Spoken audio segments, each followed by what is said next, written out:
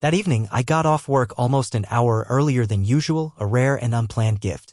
It was one of those spring days when the air still felt sharp in the lungs and the sun lingered, but I barely noticed. I just wanted to go home, have dinner with Skylar, and maybe talk about the small things that help you remember you're not alone in your own life. Traffic was light, the city felt less hurried than usual. I parked, checked my phone for messages, saw none from her, and headed up the stairs. Before I even put the key in the door, I noticed the faint sound of voices, hers and a man's, blurring and fading like the tail end of a conversation quickly ended. I paused, not long, just enough to wonder if Skylar had invited someone over. Maybe her brother, maybe a neighbor dropping by, nothing worth worry. I unlocked the door and stepped inside, letting my presence be known. The first thing I saw was a denim jacket, a woman's but not Skylar's. Lighter wash, a different cut, thrown over the banister as if in a rush. Beside it, a pair of men's sneakers, large, black with orange laces. Not my style and definitely not my size. I stood in the hallway for a moment, staring at the shoes. There was also the faint smell of men's cologne, sharp and unfamiliar, hanging in the air above the usual scent of Skylar's perfume. Something tightened in my chest, some old instinct that whispers, "Pay attention." "Skylar." I called out, trying to keep my voice light. I heard a noise from the living room, then Skylar appeared in the doorway, tucking a strand of hair behind her ear. She was flushed, maybe from moving around, maybe from surprise. Her laptop was open on the coffee table, but as I watched, she closed it a little too quickly, snapping the lid down with more force than usual. "Hey, you're home early," she said, her smile just a bit too bright, her tone a note too high.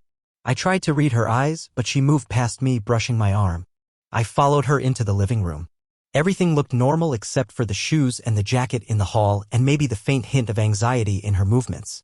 I wanted to hug her, ask how her day was, but instead my mind snagged on the small oddities. I gestured toward the sneakers. "Who's here?" She didn't hesitate, didn't miss a beat. "Oh, my brother stopped by. He needed to talk about some things with Dad, family stuff. He left a minute ago. You must have just missed him." The explanation was plausible, but something about the way she avoided my gaze set me on edge. I looked at the laptop.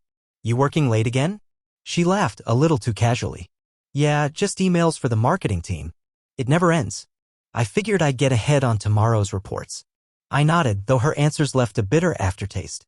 There was no sign of anyone else, no extra mugs, no rumpled couch cushions, no voices. The TV was off, the window open to the evening. She moved to the kitchen, asking if I wanted dinner, like nothing was wrong. But I found myself frozen in the living room, looking at the place where she'd been, trying to fit the pieces together. I carried the sneakers to the door. They were brand new, soles barely marked. Skylar's brother did visit sometimes, but never unannounced and rarely in the middle of a work week. He didn't even like coming over, always saying their parents' place was more comfortable. I tried to remember the last time he'd come by, weeks ago, at least. And as I hung the jacket on the coat rack, I noticed a lip balm in the pocket, another small detail that felt wrong, not belonging to Skylar or her brother. Over dinner, I watched her closely. She talked about her day, her boss, a new project at work. She was animated, but there was a distance behind her words, a flicker in her eyes that hadn't been there before. She laughed at her own jokes, but I couldn't stop thinking about the jacket and the shoes, about the voices I'd heard through the door. That night, after Skylar fell asleep, I lay awake, staring at the ceiling. My mind replayed everything, the sound of the laptop closing, the jacket, the sneakers, the way she'd explained it all so easily. Was I imagining things? Was I becoming paranoid for no reason? I told myself I was just tired, that sometimes things were exactly as they appeared, but I couldn't shake the sense that something fundamental had shifted between us. I got up quietly, moving through the apartment like a stranger. I checked the jacket again, found nothing but the lip balm and a receipt from a coffee shop across town, dated that day, 2 hours before I came home. I checked the sneakers for a name, a brand, nothing unique, just ordinary shoes. But nothing in our life had ever felt so suddenly, sharply out of place. I returned to bed but didn't sleep. Every sound from the street outside made me flinch. I kept glancing at Skylar, watching her breathe, wondering if she'd sensed the change in me. I wondered if this was how it started for everyone who later found out. With a small detail, a shift in routine, something not quite right that kept you awake and searching for a reason. The next morning, I woke before she did. I watched her as she slept, her face peaceful, unaware of the questions racing through my head. When she opened her eyes, she smiled, and for a moment, everything seemed normal. But the feeling stayed with me, an undercurrent of dread that wouldn't be soothed by easy answers. As she got ready for work, I noticed she checked her phone more than usual, typing messages, then deleting them. When I asked if she wanted to grab breakfast together, she declined, saying she had to get to the office early for a meeting. She kissed me on the cheek and hurried out the door. I listened for the sound of the elevator and then the silence that followed. I stood in the empty apartment, the jacket and sneakers gone now, as if they'd never existed. But I couldn't convince myself that nothing had happened. In the days that followed, I tried to ignore the nagging doubts, tried to believe her story, but every detail kept replaying in my mind. I started watching more closely, noticing things I'd never paid attention to before. Calls she took in another room, laughter that faded when I walked in, stories that didn't quite add up. I wanted to trust her, to let the unease pass, but the more I tried, the harder it became. The first alarming signal had been sounded, and I knew, even if I couldn't admit it out loud, that nothing would ever be the same again. Days turned into weeks, and the little oddities I had noticed began to accumulate, forming a tight knot of unease in my stomach. Skylar's behavior was slipping, slowly, but steadily. At first, I tried to chalk it up to the demands of work or the stresses of life we all faced from time to time. After all, she was always a little distant when things got busy. But this was different. The difference was in the way she was becoming a stranger. I was the one who had to adjust my routine to fit hers now, not the other way around. Skylar had always been the one to plan our dinners and our weekends, to make sure we were spending time together. But lately, those plans seemed to disappear, swept away by her growing list of work commitments and mysterious appointments. I would come home to an empty house, eat dinner alone, and spend the evenings waiting for her to come back, all the while convincing myself it was just a phase, that it would pass. But it didn't pass. It wasn't just the late nights. It was the way she looked at me when she came home, distracted, as if there was something far more important on her mind. I would ask about her day, and she would answer briefly, offering more detail about work than about anything personal. She no longer shared the little moments that made up the texture of our life together. There were no more spontaneous walks after dinner, no more movie nights in front of the fireplace. It was as if she had retreated into a world I couldn't touch. She started going to yoga more often. I didn't think much of it at first. Yoga was her thing, her form of release, something she'd been doing for years to balance out the pressures of her high-stress job. But then the sessions became more frequent. She would leave early in the morning, telling me she had a class, and return hours later, drenched in sweat, her eyes bright, her energy high. She never seemed to have time for me anymore, but she always had time for yoga. It wasn't just that, though. Her appearance started to change. The clothes she wore shifted from the casual, comfortable styles I had grown accustomed to more polished, trendy outfits that seemed out of place for our life. She started wearing tighter dresses, higher heels, and accessories that made me wonder where she was going, what kind of world she was walking into when she left the apartment. She was always primped and perfect, the kind of put together that didn't happen by accident. Her reflection in the mirror had become someone I didn't recognize, someone I wasn't sure I even knew. And then there was the perfume, the faint scent of something floral and intoxicating, something new and sharp, clung to her when she came home late at night. It was nothing like the subtle fragrance she used to wear, the one I could always pick out in a crowd. This new scent lingered in the air long after she had gone to bed. I could smell it on the sheets, on her clothes, on the pillow where she rested her head. It became a marker, a reminder that she wasn't the same anymore. I started to keep track of her phone usage. She had always been the one to leave her phone unattended, trusting me to have access to everything in our shared life. But recently, she'd been clutching it to her chest as if guarding it from me. She started turning the screen away when I walked into the room, as if I wasn't supposed to see what she was doing. When I asked her about it, she laughed it off as if it were nothing. "It's nothing," she would say. "Just work stuff. You know how it is." But I didn't know, and it didn't feel right. Then came the passwords. It was subtle at first, just a quick change here and there. I would ask her to open a new app or check something on her phone, and she would quickly swipe away whatever was on the screen, almost nervously. "Oh, I forgot the password," she'd say, flashing a quick smile, like it was no big deal. But then I realized she had changed the passwords to all her accounts without telling me, even though we had always shared everything. She said it was for security, but it felt like a wall had been built between us, and I was on the outside. It was the small things, too. The way she reacted to my questions. They were never about anything major. Simple things like, "How was your day?" Or, "What did you do at yoga?" But every time her responses grew shorter, more clipped. At first, she would joke about how busy she was, or say she was too tired to talk. But as the days wore on, she seemed more irritated. When I pressed her for more, she would shrug it off and change the subject, usually with a forced laugh. She became defensive, almost hostile at times, and the warmth that used to radiate from her seemed to vanish. One evening, when I asked if she wanted to go out for dinner, she snapped, "I don't know. I have a lot of work to do."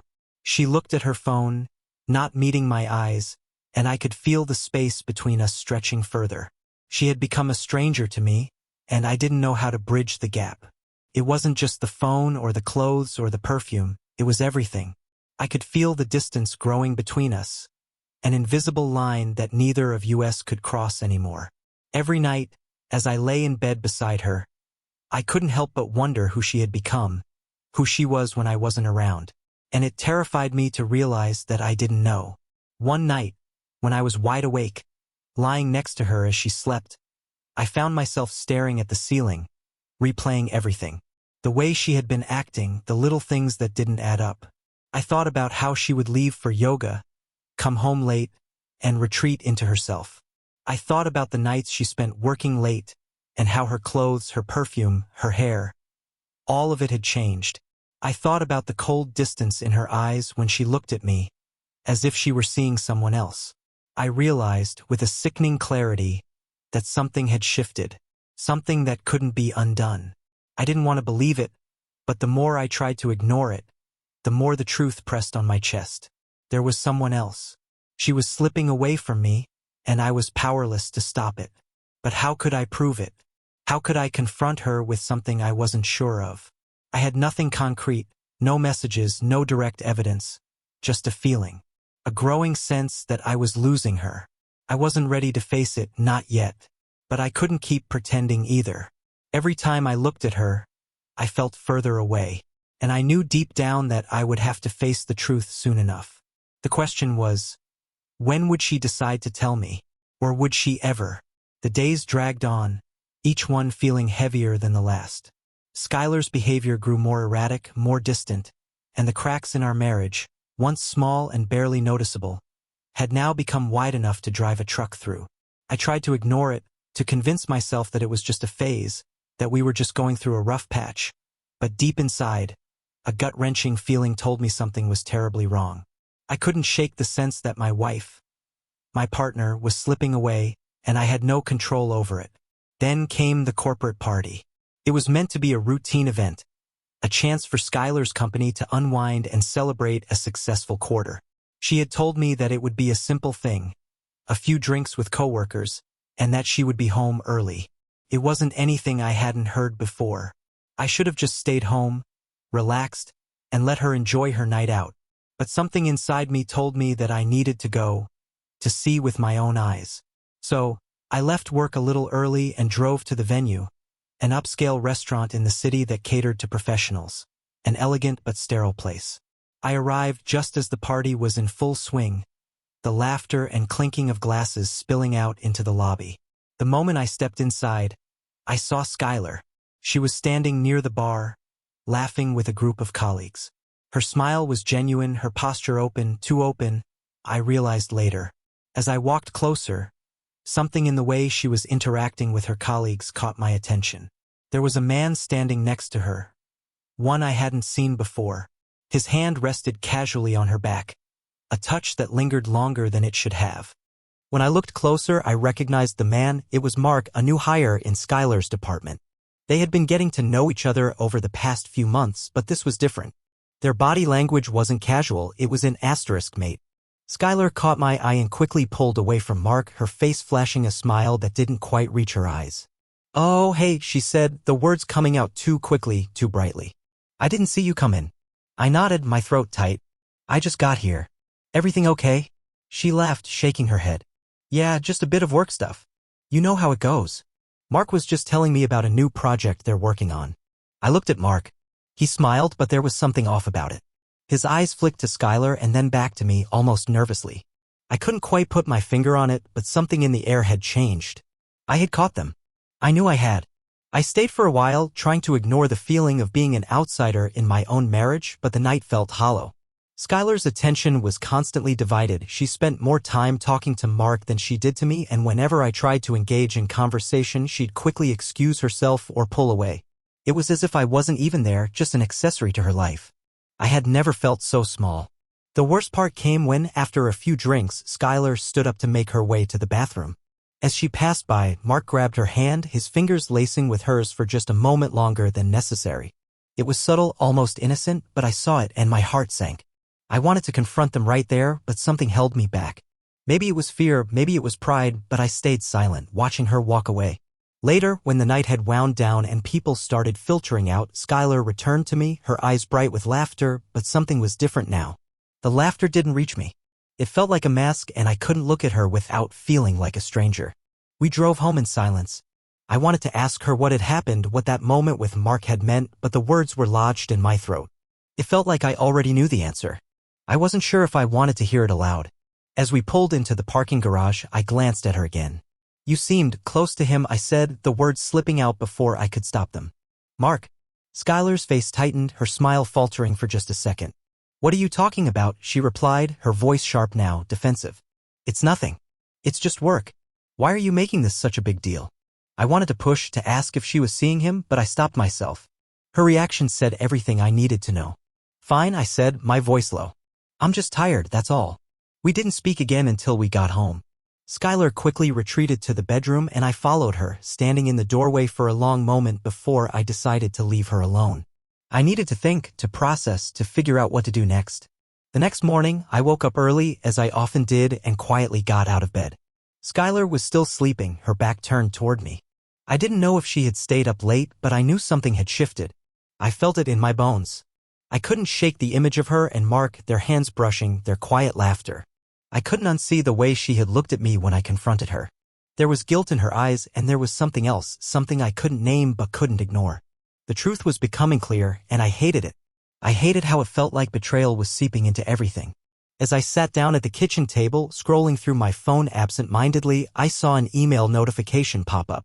It was from Skylar's inbox. At first, I didn't think much of it. It was her work email, after all. But then I noticed the subject line, hotel reservation for two. The hair on the back of my neck stood up. I clicked the email open, and my heart stopped when I saw the details. There it was, a weekend reservation for two at a hotel out of town. The confirmation number was clear, and the second guest listed wasn't me. It was Mark. Everything fell into place in that moment. The pieces I had ignored, the strange behaviors, the late nights, all of it. The truth was undeniable, and my stomach turned as the final confirmation hit me like a wave. She had been lying. She had been seeing him, and I had been blind to it all along. I sat there, staring at the screen, my hand trembling. I had the evidence now. The fact of her infidelity was no longer a suspicion, it was real, and it was staring me right in the face. I knew what I had to do next. I couldn't breathe. The air in the room felt thick, pressing in on me from every direction. The email confirmation was still open on my phone, the screen glaring back at me like a judgment. I had suspected something for weeks, felt the change in the air, but seeing the actual confirmation made it undeniable. Skylar had planned a weekend away with Mark. The realization hit like a punch to the gut, and all the thoughts I'd been trying to push away came rushing to the surface, drowning me in disbelief. I closed the phone slowly, setting it down on the kitchen table as if it were a ticking bomb. I couldn't look at it anymore, couldn't stomach the thought of her betraying me. But I knew deep down that I had to face it, that I had to gather the truth no matter how much it tore at me. This wasn't just about one moment of weakness, this was a betrayal, a calculated one. She had been lying to me for months, and I was just now seeing the full picture. The next step was clear. I had to collect everything I could. I couldn't confront her with nothing. I needed evidence, proof, so she couldn't deny it. And somewhere deep inside, I needed to hold on to something tangible, something that wasn't just my gut feeling. I didn't want to do it. I didn't want to become the kind of person who snooped through their partner's things, but I was already that person. The uncertainty was unbearable. I needed to know. I moved quietly around the apartment, trying not to make a sound as if the walls could somehow hear me and judge me for what I was doing. But I had no choice. This wasn't just about betrayal, it was about survival. I needed to protect myself, and that meant facing the truth. I started in the living room, walking over to the couch where Skylar usually left her things. I pulled the cushions off one by one, hoping to find something, anything. It felt strange, invasive, like I was breaking some unspoken rule of our relationship, but the nagging need for clarity pushed me on. Underneath the cushions, I found a few receipts, coffee shop purchases, a lunch date with coworkers, nothing unusual. But then I found it. A small piece of jewelry, a bracelet with a charm I hadn't seen before. It was delicate, silver, with an engraving that read, "To my love, always." My heart dropped. I knew it wasn't mine. I remembered the night she wore it, the one time she had dressed up in a way I hadn't seen in months. I remembered how she had smiled when I complimented her, but there was something off about the smile, a flicker of discomfort that I had dismissed. I held the bracelet in my hand, feeling its weight, trying to connect the dots. It was as if I were holding a piece of her life that I wasn't a part of, a life that had been hidden from me, wrapped up in secrets and lies. I stuffed it into my pocket, hoping it would be enough. Next, I moved to the closet where Skylar kept her things. I knew her side of the closet better than I knew my own, so I began rifling through the clothes, searching for anything out of place. It wasn't long before I found the cologne. I had smelled it before, faintly, whenever she came home late, but I hadn't thought much of it. Now it was in the back of the closet, tucked behind a row of her coats, a bottle of expensive men's cologne. It wasn't the type of scent I associated with her, and I couldn't remember ever seeing her wear it.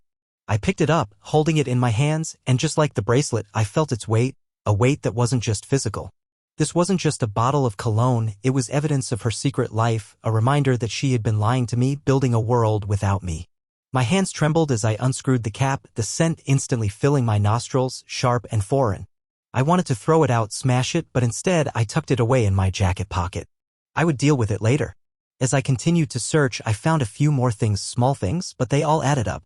A baseball cap in the back seat of her car, something I had never seen before. A series of late-night texts between her and someone else, vague enough to hide the truth but not vague enough to hide my suspicions. The more I uncovered, the more my stomach turned, but I couldn't stop. I needed to know who she had become, who she was with. When I was finished, I stood there, holding the bracelet, the cologne, the cap, the phone messages, and I realized how much it hurt. I wasn't just collecting evidence of her betrayal, I was collecting pieces of myself that had been lost in the process. Skylar had become a stranger to me, and I didn't know who I was anymore. The man I had been before this began to slip away with every new discovery. I felt as though I were watching my own life from the outside, unable to step back in. I had everything now. I had the proof, the undeniable truth of what had been happening behind my back. And I knew I couldn't keep pretending that everything was fine. There was no more denying it, no more avoiding the inevitable confrontation. I had to face her. I had to confront the person I had once loved, the person I had trusted more than anyone else in the world, and I had to tell her I knew. But how? How do you confront the person you thought you knew, the person you built a life with, when the person they are now is nothing like the one you married? How do you ask the questions when you already know the answers?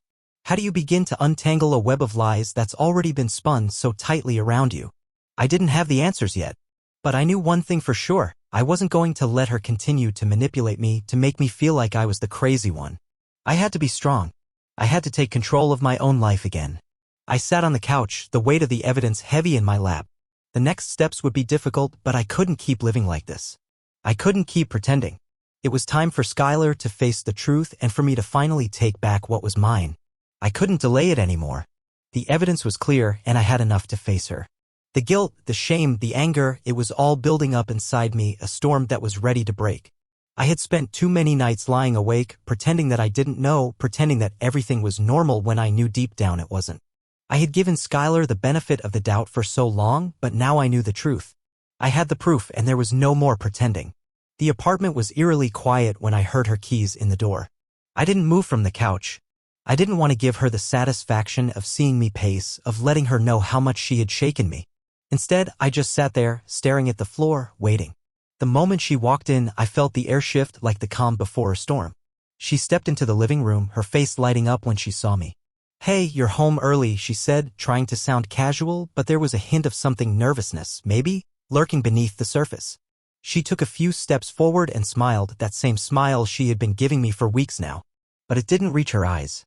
Sit down, Skylar, I said, my voice steady but cold. We need to talk. Her smile faltered for a moment, but she quickly recovered, walking over to the couch and sitting beside me. What's going on? She asked, her voice slightly higher than usual. I didn't answer right away. Instead, I reached into my pocket and pulled out the bracelet, the cologne, and the hotel reservation. I placed them on the coffee table between us, one by one. I watched her face as she saw the items, her eyes flicking from one to the next. What is this? I asked, my voice barely above a whisper, but it was sharp enough to cut through the silence. Explain this to me, Skylar. Explain why I found all of this. She blinked a few times, her throat tightening as she looked at the items. Adam, I don't know what you're talking about, she stammered, her voice rising in pitch. This isn't what you think. I scoffed, my anger starting to boil. No? You don't think I know what this is? A bracelet with a message from another man. Cologne that doesn't belong to you. A hotel reservation for two, one of them not being me. Don't lie to me, Skylar. Not anymore. I know everything. She didn't answer immediately, her eyes darting from the items to my face, searching for a way to talk her way out of it. But I wasn't buying it. I had seen the signs, I had watched the distance grow between us, and now I had the evidence. There was no escaping it. Adam, please, she said, her voice trembling now. I never meant for this to happen. It was just a moment, a mistake. It didn't mean anything. Don't you dare try to justify this, I snapped, my hands gripping the armrest of the couch so tightly I thought it might break. A moment? A mistake? Skylar, this wasn't a mistake. You've been lying to me for months, hiding things from me, doing things behind my back. And you think I'm just going to forgive you because you say it was a mistake? Her eyes started to water and she reached for my hand, but I pulled it away. Adam, I was confused. There were things you didn't understand, things that you didn't see. I've been so overwhelmed and I needed something. Someone. I repeated, my voice low and deadly calm. So that's what I was to you? A placeholder? Someone to fill the space while you were off with him. The words came out like venom and I saw the color drain from her face. I never wanted to hurt you, she said, her voice breaking now. I didn't know how to fix it. I didn't know how to tell you. Don't pretend like you didn't know what you were doing, I said, my voice growing colder. You didn't need to tell me. You just needed to stop. You needed to be honest, but you never were. You kept lying, kept hiding it, and now it's too late. Skylar's face crumpled. She reached for the phone in her pocket, pulling it out with shaky hands. Adam, please, let me explain. Please, just listen to me, she begged, scrolling through the messages. I stood up abruptly, cutting her off. No more explanations. You've lied to me for too long. You've broken this trust beyond repair. I stepped away from the couch, my chest tightening as I felt the weight of what I was about to do. Pack your things, Skylar. I want you out of here. Her eyes widened in shock, the tears streaming down her face now. Adam, please. Don't do this. I'm sorry. I'll fix it, I promise. Just, don't leave me. Don't leave us. I shook my head, my heart aching at the sight of her desperation, but I didn't falter. There's no us anymore. You've made your choice, Skylar. You've been making it for months now. I'm not part of it anymore. I'm not your past, and I never will be again. She stood up suddenly, her hands reaching out to grab mine, but I stepped back. Please, don't do this. I'll change, I swear. I'll make it right. We can fix this. But I didn't want to fix it anymore. I didn't want to forgive her. Not this time. Not after everything. I walked toward the door, grabbing the keys from the table. I've changed the passwords on all the accounts, I said, my voice steady, colder than I had ever heard it before. I've already made the arrangements to have your things packed. You can come by when you're ready to take them. But until then, don't come back here. I turned to leave, but she reached out again. Adam, please. I love you. Don't leave me. I stopped at the door, my hand on the handle, and turned back to look at her. I didn't recognize the woman in front of me anymore. The woman I had once loved was gone, replaced by someone I couldn't trust, someone who had hurt me too deeply. You had your chance, Skylar, I said quietly. And you threw it away. I opened the door and stepped out, leaving her behind. The days following the confrontation felt like a blur. Skylar's absence hung in the apartment like a cloud, suffocating everything it touched. I had spent months trying to ignore the signs, trying to convince myself that things would get better, but now that she was gone, I could finally breathe. It was painful, but it was the kind of painful that meant I was free. Free from the lies. Free from the constant doubt. Free from her manipulation. Skylar tried to reach out to me in the days that followed. At first, it was through text messages, begging for forgiveness, promising that everything would change. But I didn't respond. Not because I didn't still care for her in some small corner of my heart, but because I knew I had to let go. Every time I even considered replying, I remembered the betrayal, the look in her eyes when she had lied to me, the way she had held Mark's hand at the party. Then came the phone calls, pleading with me to meet, to talk face to face. I ignored them all. I had made my decision. Skylar's manipulation no longer had a hold on me. She could try to play the victim, but I saw through it now. One afternoon I received a call from Madison, a mutual friend. "Adam, you need to see this," she said, her voice serious. She sent me a screenshot of a conversation between Skylar and Mark. The texts were damning, revealing just how calculated everything had been. Skylar had been playing me from the start, and it was all premeditated. "He suspects nothing," one message read. "It'll all be over soon." Madison didn't even need to say more. The proof was there, confirming everything I had suspected. Skylar didn't stop coming around. A few weeks after I'd kicked her out, she showed up at my apartment unannounced, her eyes red and puffy from crying. "I'm sorry," she said, her voice trembling. "Please. I made a mistake. I love you. I want to fix this." I didn't answer right away. I could see the desperation in her eyes, but I couldn't let her back in. Not after everything. I had rebuilt my life, piece by piece, and there was no room for her in it anymore. "Skylar, you don't get it, do you?" I said, my voice steady but with a quiet intensity that surprised even me. "You betrayed me. You lied. And you don't get to just waltz back in because you're sorry now. I'm done." She looked crushed, but I wasn't about to fall for her pleas again. "Please, Adam? I need you. We can start over." I shook my head. "We can't. It's over. You made your choice. Now I'm making mine." The divorce proceedings were swift.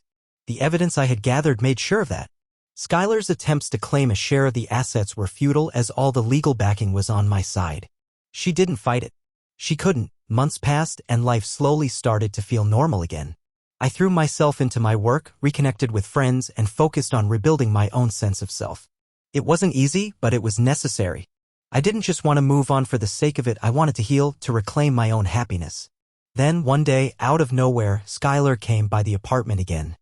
I had changed the locks, replaced the furniture, and started fresh. But there she was, standing at the door. She looked smaller now, defeated. Her eyes were still filled with regret.